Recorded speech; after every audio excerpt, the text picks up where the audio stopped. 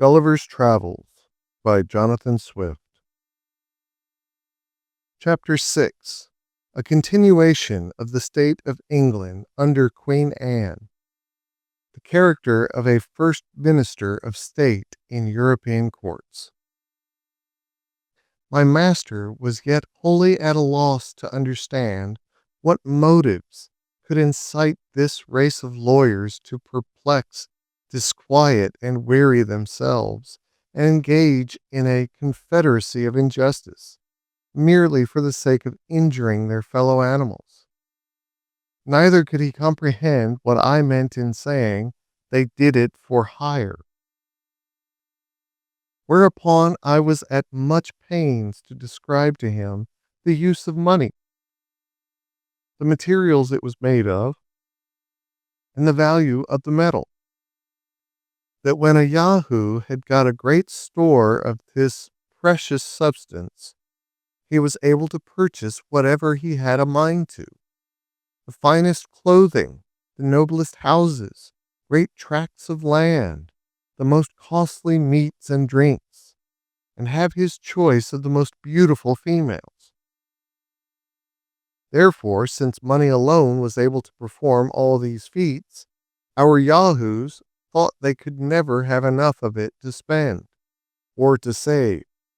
as they found themselves inclined, from their natural bent, either to profusion or avarice, that the rich man enjoyed the fruit of the poor man's labor, and the latter were 1,000 to 1 in proportion to the former. That the bulk of our people were forced to live miserably by laboring every day for small wages, to make a few live plentifully. I enlarged myself much on these, and many other particulars to the same purpose, but his honor was still to seek, for he went upon a supposition, that all animals had a title to their share in the productions of the earth, and especially those who presided over the rest. Therefore he desired I would let him know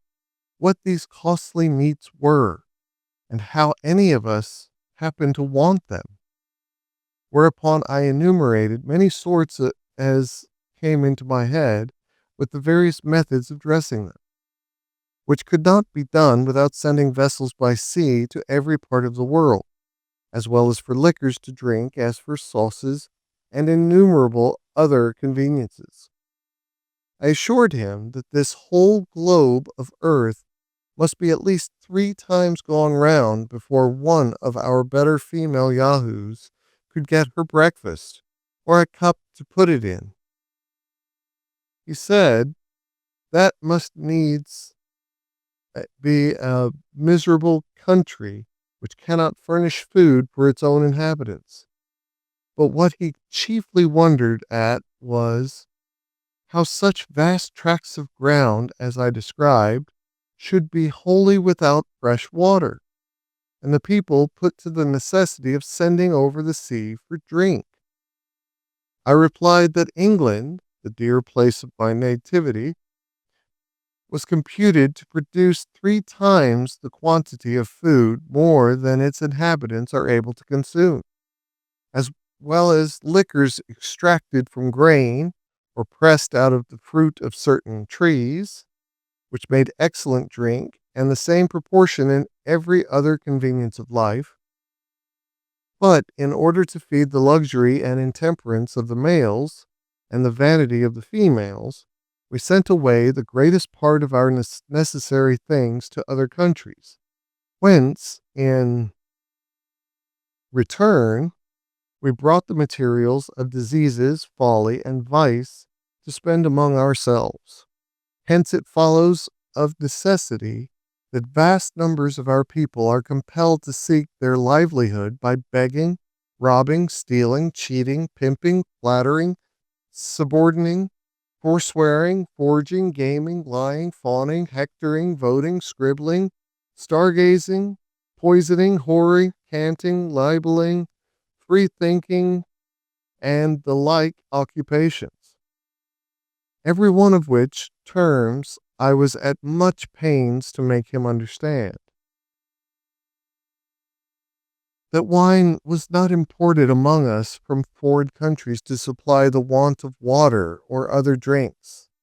but because it was a sort of liquid which made us merry by putting us out of our senses, diverted all melancholy thoughts, begat wild, extravagant imaginations in the brain, raised our hopes and banished our fears, suspended every office of reason for a time, and deprived us of the use of our limbs till we fell it into a profound sleep. Although it must be confessed that we always awakened sick and dispirited, and that the use of this liquor filled us with diseases which made our lives uncomfortable and short.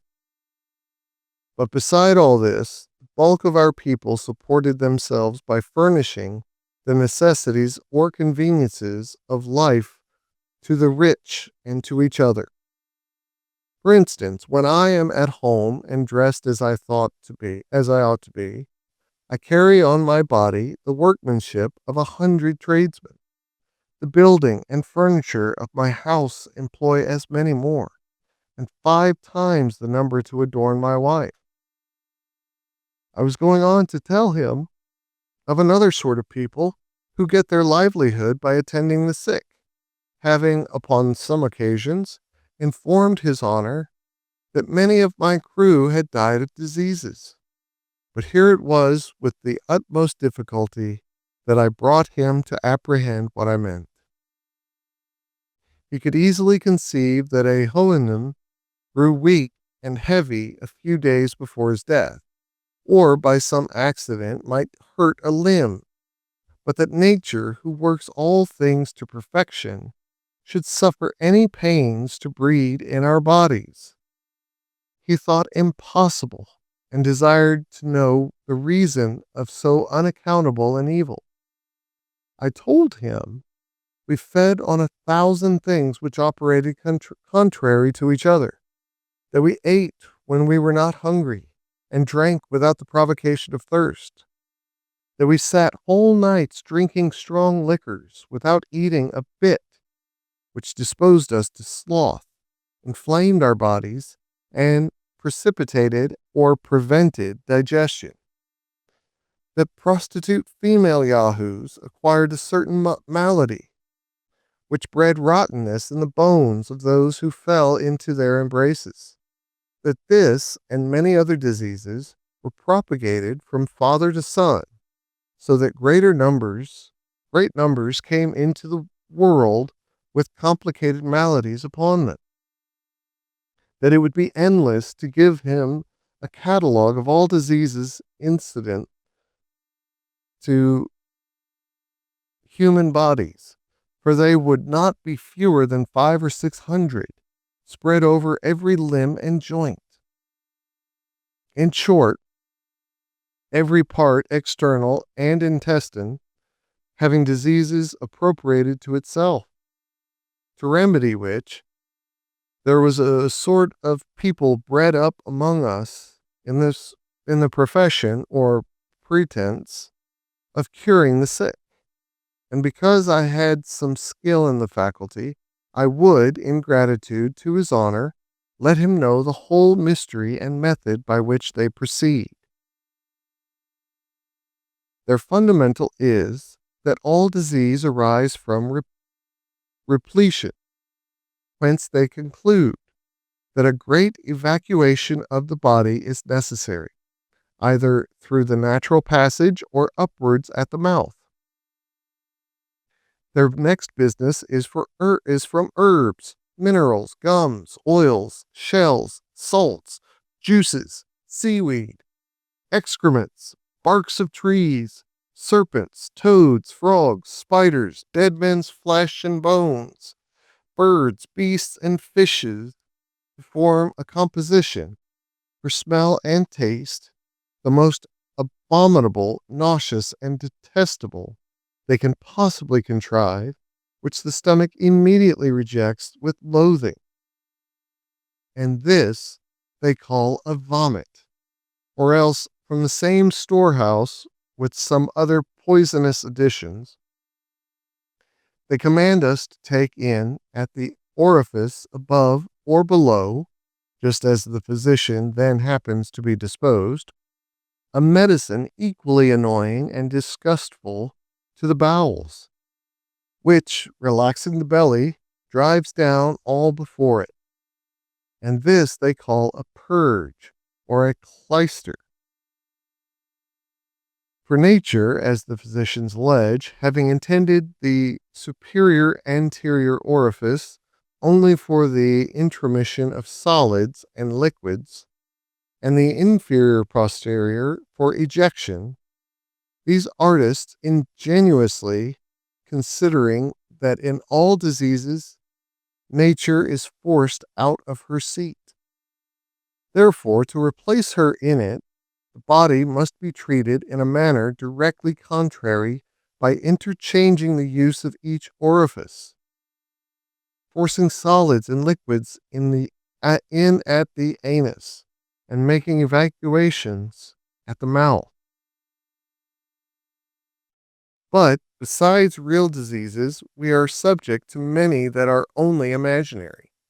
for which the physicians have invented imaginary cures. They have their several names, and so had the drugs that are proper for them. And with these, our female Yahoos are always infested. One great excellency in this tribe is their skill at prognostics, wherein they seldom fail. Their predictions in real diseases, when they rise to any degree of malignity, generally portending death, which is always in their power, when recovery is not. And therefore, upon any unexpected signs of amendment, after they had pronounced their sentence, rather than be accused as false prophets, they know how to approve their sagacity to the world by a seasonable dose. They are likewise of special use to husbands and wives who are grown weary of their mates, to eldest sons, to great ministers of state, and often to princes. I had formerly, upon occasion, discoursed with my master upon the nature of government in general, and particularly of our own excellent constitution, deservedly the wonder and envy of the whole world. But having here accidentally mentioned a minister of state, he commanded me some time after to inform him what species of Yahoo I particularly meant by that appellation. I told him that a first or chief minister of state, who was the person I intended to describe, was the creature wholly exempt from joy and grief, love and hatred, pity and anger. At least makes use of no other passions but a violent desire of wealth, power, and titles, that he applies his words to all uses, except to the indication of his mind, that he never tells a truth but with an intent that you should take it for a lie, nor a lie but with the design that you should take it for a truth, that those he speaks worst of behind their backs are in the surest way of preferment. And whenever he begins to praise you to others or to yourself, you are from that day forlorn. The worst mark you can receive is a promise, especially when it is confirmed with an oath, after which every wise man retires and gives over all hopes. There are 3 methods by which a man may rise to be chief minister. The first is by knowing how, with prudence, to dispose of a wife, a daughter, or a sister. The second, by betraying or undermining his predecessor. And the third is by a furious zeal in public assemblies against the corruptions of the court. But a wise prince would rather choose to employ those who practice the last of these methods, because such zealots prove always the most obsequious and subservient to the will and passions of their master. That these ministers, having all employments at their disposal, preserve themselves in power by bribing the majority of a senate or a great council, and at last by an expedient called an act of indemnity, whereof I described the nature to him, they secure themselves from after reckonings and retire from the public laden with the spoils of the nation. The palace of a chief minister is seminary to breed up others in his own trade. The pages, lackeys, and porters, by imitating their master, become ministers of state in their several districts, and learn to excel in the three principal ingredients of insolence, lying, and bribery. Accordingly,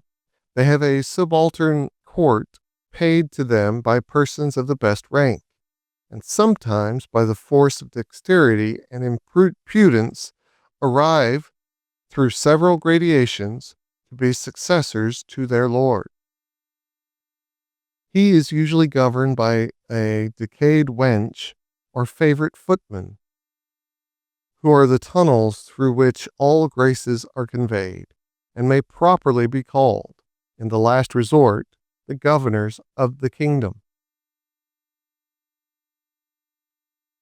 One day, in discourse, my master, having heard me mention the nobility of my country, was pleased to make me a compliment which I could not pretend to deserve, that he was sure I must have been born of some noble family, because I far exceeded in shape, color, and cleanliness all the Yahoos of his nation, although I seemed to fail in strength and agility, which must be imputed to my different way of living from those other brutes. And besides, I was not only endowed with the faculty of speech, but likewise with some rudiments of reason, to a degree that, with all his acquaintance, I passed for a prodigy. He made me observe that among the Houyhnhnms, the white sorrel and the iron gray were not so exactly shaped as the bay, the dapple gray, and the black, nor born with equal talents of mind or a capacity to improve them, and therefore continued always in the condition of servants, without ever aspiring to match out their own race, which in that country would be reckoned monstrous and unnatural. I made his honor my most humble acknowledgments for the good opinion he was pleased to conceive of me, but assured him at the same time that my birth was of the lower sort, having been born of plain, honest parents who were just able to give me a tolerable education, that nobility among us was altogether a different thing from the idea he had of it, that our young noblemen are bred from their childhood in idleness and luxury, that as soon as years will permit, they consume their vigor and contract odious diseases among lewd females, and when their fortunes are almost ruined, they marry some woman of mean birth, disagreeable person, and unsound constitution,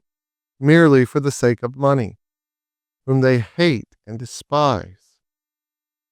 that the productions of such marriages are generally scrofulous, rickety, and deformed children, by which means the family seldom continues above 3 generations, unless the wife takes care to provide a healthy father among her neighbors and or domestics, in order to improve and continue the breed,